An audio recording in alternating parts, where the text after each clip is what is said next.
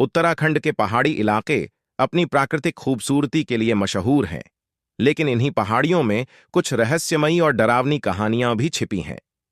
ऐसी ही एक कहानी है चार दोस्तों की, जो एक रात उत्तराखंड की एक सुनसान हाईवे पर यात्रा कर रहे थे।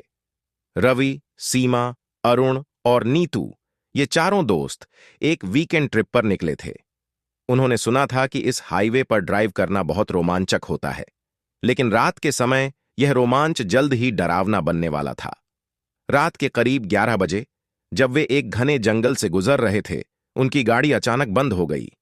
चारों ने मिलकर गाड़ी को स्टार्ट करने की कोशिश की, लेकिन कोई फायदा नहीं हुआ। तभी जंगल में से अजीब सी आवाजें आने लगीं। वे सब डर के मारे इधर उधर देखने लगे। नीतू ने धीरे से कहा, क्या किसी ने वो देखा? एक परछाई उधर पेड़ के पीछे से हिलती हुई दिखाई दी। रवि ने कहा, चलो एक बार और कोशिश करते हैं गाड़ी स्टार्ट करने की। जैसे ही रवि ने गाड़ी स्टार्ट करने की कोशिश की, उनकी गाड़ी के सामने एक सफेद साड़ी पहनी हुई औरत खड़ी दिखाई दी। उसके बाल बिखरे हुए थे और आंखें चमक रही थीं। सीमा ने चिल्लाते हुए कहा, वो कौन है?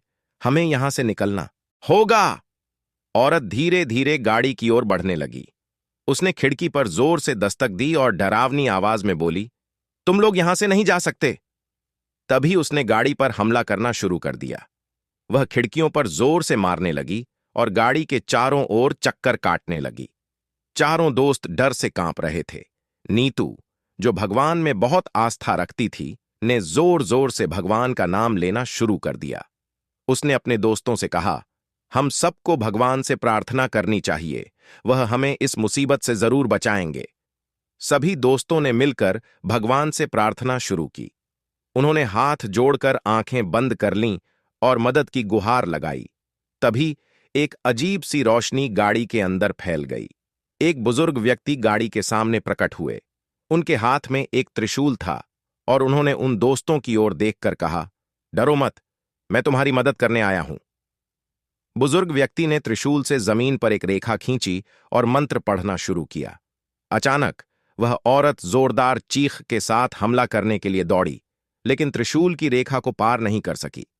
उसकी चीखें और भी भयानक हो गईं और फिर वह गायब हो गई। बुजुर्ग व्यक्ति ने दोस्तों से कहा, अब तुम लोग सुरक्षित हो, आगे बढ़ो और भगवान का धन्यवाद करो। चारों दोस्तों ने बुजुर्ग का धन्यवाद किया और गाड़ी तेजी से चलाने लगे। कुछ ही दूरी पर उन्हें एक मंदिर दिखाई दिया। वे सब मंदिर के अंदर गए और भगवान का धन्यवाद किया। उन्होंने महसूस किया कि भगवान ने खुद किसी रूप में आकर उनकी मदद की थी। उस रात के बाद चारों दोस्तों ने कभी उस हाईवे पर रात में यात्रा नहीं की। वे हमेशा उस घटना को याद रखते हैं और भगवान का आभार मानते हैं, जिन्होंने उनकी जान बचाई थी।